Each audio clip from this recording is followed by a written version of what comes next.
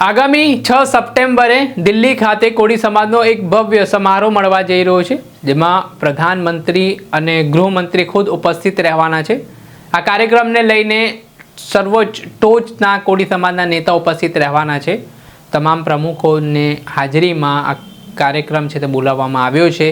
ત્યારે કોળી સમાજના આગેવાનોમાં ગુજરાતનો પ્રમુખ કોણ તેને લઈને મૂંઝવણ ઊભી થઈ છે ને આને લઈને અખિલ ભારતીય કોળી સમાજના ભાવનગરના આગેવાન અશોક મકવાણાએ શું કહ્યું વિગતે વાત કરી। વૈષ્ણવજન તો તેને કહીએ જે પીડ પરાઈ જાનાને રે। નમસ્કાર દર્શક મિત્રો, નવજીવન ન્યૂઝમાં આપનું સ્વાગત છે। હું છું ફૈઝાન।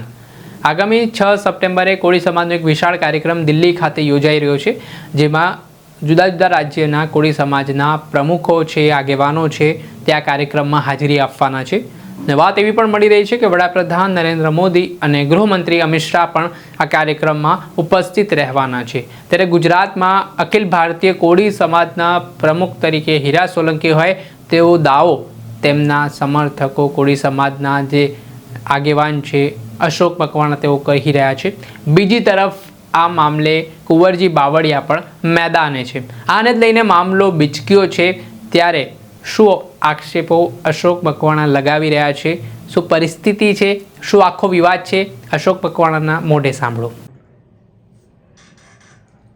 જય કોળી સમાજ, હું આપનો અશોક મકવાણા ઉર્ફે મામસી, ભાવનગર જિલ્લા યુવા અખિલ ભારતીય કોળી સમાજના યુવા મોરચાના પ્રમુખ। 2 દિવસથી ગુજરાતભરમાં અખિલ ભારતીય કોળી સમાજના નામે વિવાદ ચાલી રહ્યો છે। એની હું ગુજરાતભરના કોળી સમાજ સામે સ્પષ્ટતા કરવા માંગુ છું।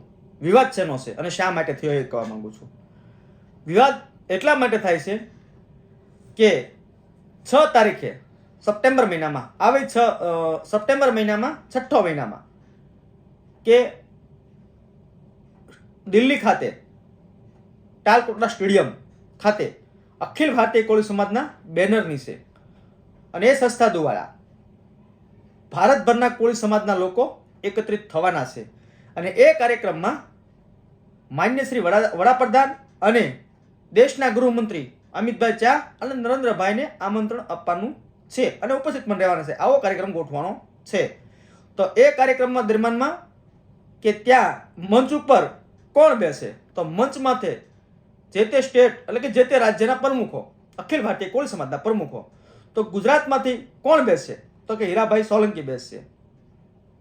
તો હીરાભાઈ સોલંકી બેહે તો કુંવરજીભાઈનો ભાંડો ફૂટે એમ છે ત્યાં નરેન્દ્રભાઈ પાસે। કેમ ભાંડો ફૂટે એમ છે તમને કહું કે અજમેર ખાતે અખિલ ભારતીય કોળી સમાજની કારોબારી મળેલી, ત્યારે એ કારોબારી એ સંસ્થાના પ્રમુખ મને ખબર છે ત્યાં સુધી, હું ભૂલતો ન ત્યાં સુધી કુંવરજી બાવળિયા હતા, પરંતુ ગેરહાજર રહ્યા અને ત્યાં ચૂંટણી થઈ એટલે પીઠાવાલા સાહેબ બે ફોર્મ ભર્યું। પીઠાવાલા સાહેબને 6 મત મળે છે અને અજીત કાકાને 52 મત મળે છે। તો અંદાજિત 52 મત મળે છે। તો અજીત કાકા બહુમતીથી વિજય થાય છે। એ સંસ્થા ખૂબ સારી રીતે ચલાવી રહ્યા છે અજીત કાકા, અને આ સંસ્થા 3 વર્ષના પ્રમુખ હોય છે। અજીત કાકાની ટર્મ પૂરી થાય છે પછી વિરેન્દ્ર કશ્યપજી એ આ સંસ્થાના પ્રમુખ બને છે અને વિરેન્દ્ર કશ્યપ દ્વારા એ કોઈ રાજ્યના સાંસદ છે કશ્યપજી, એની દ્વારા હીરાભાઈ સોલંકીની નિમણૂક કરવામાં આવે છે ગુજરાતના પ્રમુખ તરીકે। હીરાભાઈ છે ગુજરાતના પ્રમુખ તરીકે સંસ્થામાં ખૂબ સારું કામ કરી રહ્યા છે। એ સંસ્થાને ખૂબ સારી રીતે ચલાવી રહ્યા છે અને એ સંસ્થા ખૂબ સારી રીતે કામ કરી રહી છે। ત્યારે વાત એ આવી કે 6ઠા મહિનામાં દિલ્હી ખાતે ટાલકોટલા સ્ટેડિયમમાં કાર્યક્રમ થવાનો છે, ત્યાં દરેક રાજ્યના પ્રમુખોને બેસવાનું છે। એક રાજ્યના 2 પ્રમુખ બેસીને એટલે કુંવરજીભાઈ આ સંસ્થામાં ક્યાંય ને ક્યાંય બોલી રહ્યા છે। કુંવરજીભાઈ અગાઉ આ સંસ્થા માટે કોર્ટમાં ગયા છે। જ્યારે કુંવરજીભાઈ કેબિનેટ મિનિસ્ટર બન્યા અને અમદાવાદ સરખેજ ખાતે ઋષિ ભારતી બાપુના આશ્રમ સાથે બેઠક થઈ અને ત્યારે કુંવરજીભાઈ બોલેલા કે મારી પાસે સમય નથી અને કેન્દ્રીય ગુજરાતના મંત્રી તરીકે હું કામ કરી રહ્યો છું, મારી પાસે સમય નથી, એટલે આ સંસ્થામાં કોઈ બીજા કોઈને પ્રમુખ બનાવવું પડે, આવું બોલેલા. પરંતુ અત્યારે હાલ હીરાભાઈ પ્રમુખ છે અને ખૂબ સારું કામ કરી રહ્યા છે. પરંતુ નરેન્દ્રભાઈ અને અમિતભાઈ ચા જ્યારે કોળી સમાજનો કાર્યક્રમ લેવા આવવાના હોય અને એમાં કુંવરજીભાઈને ના જોવે એટલે કુંવરજીભાઈને ક્યાંય ને ક્યાંય બાંધો ફૂટે. એટલે કુંવરજીભાઈ આ સંસ્થાના નામે અત્યારે નિવેદનો જે આપી રહ્યા છે એ પાયા વિહોણા નિવેદનો છે. આ સંસ્થાના ગુજરાતના પ્રમુખ તરીકે હીરાભાઈ સોલંકી છે, યુવા મોરચા તરીકે દિવેશભાઈ ચાવડા છે અને ભારતના પ્રમુખ તરીકે કશ્યપજી છે, આ સંસ્થાના પ્રમુખ.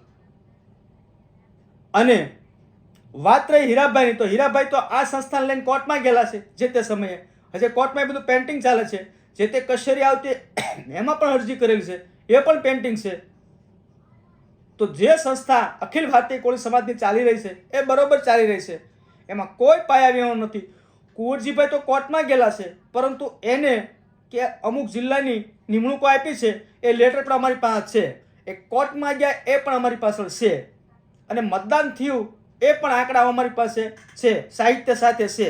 અમે આમાં ક્યાંય ખોટા હોવી તો અમારી માથે ગુનો દાખલ કરવો જોઈએ. અમે કોર્ટમાં લઈ અને સમાજમાં લઈ અને અમે આપની વચ્ચે આવશું. સ્પષ્ટતા એટલે કરું છું કે 2027 નજીક આવી રહી છે અને નરેન્દ્રભાઈ અને અમિતભાઈ ચા એ ટાલકોટડા સ્ટેડિયમ 6 મહિનામાં કોળી સમાજ વચ્ચે આવી રહ્યા છે. એટલે ભાંડા ફૂટવાના છે અને 2027ની વિધાનસભામાં મામારું હોટ બેગ છે એવું બતાવવા માટે સુરત ખાતે જે કોળી સમાજની બેઠક મળી છે એ બેઠકમાં જે ગુજરાત સરકારના મંત્રી અને પૂર્વ અખિલ ભારતીય કોળી સમાજના પૂર્વ રાષ્ટ્રીય પ્રમુખ જે નિવેદન આપ્યા છે એ નિવેદન અમે સ્પષ્ટ જેવું ખોડી રહ્યા છીએ. અને જરૂર લાગશે તો અમારા ગુજરાતના યુવા મોરચાના પ્રમુખ દિવેશભાઈ ચાવડા સૂચન કરશે તો અમે બધા ખુલ્લીને બહાર આવવાના છીએ. આજે છે વિડીયો એ ખાલી સ્પષ્ટતા કરવા માટેનો વિડીયો છે. કોઈને લાગણી દુભાણી હોય તો માફ કરજો. હકીકતે આ છે, સત્ય આ છે. અને કંઈ પણ ખોટું હોય તો મેં અગાઉ પણ કીધું છે, અમારી માથે ગુનો દાખલ કરજો. અમે બધું સાહિત્ય લઈને આવવા તૈયાર છીએ. હું તમારો દીકરો સૌ, તમારો ભાઈ સૌ એમ સમજી અને કાંઈ પણ ખોટું હોય તો કુંવરજીભાઈ સિવાયના બીજા લોકો પાસે માફી પણ માંગુ છું. વંદે માતરમ. ભારત માતા કી જય. જય જય ગરીબ ગુજરાત. જય કોળી સમાજ. આપણે સાંભળ્યા હતા ભાવનગરના અખિલ ભારતીય કોળી સમાજના આગેવાન અશોક મકવાણા. તેઓ કહી રહ્યા છે કે ગુજરાતના અખિલ ભારતીય કોળી સમાજના પ્રમુખ હીરા સોલંકી છે અને તેમના નેતૃત્વમાં હાલ સારી કામગીરી પણ થઈ રહી છે. પરંતુ બીજી તરફ આ મામલે કુંવરજી બાવળિયા છે તે કોર્ટમાં પણ ગયા છે. ત્યારે અખિલ ભારતીય કોળી સમાજના પ્રમુખ પદને લઈને હવે મામલો ગરમાયો છે અને કોણ બેસશે દિલ્હીમાં મંચ ઉપર તેને લઈને પણ ચર્ચાઓ વેગવાન બની છે. દર્શક મિત્ર, આવા જ નવા વિડીયો સાથે આપણે માહિતગાર કરતા રહીશું, એટલે નવજીવન ન્યૂઝ જોતા રહો.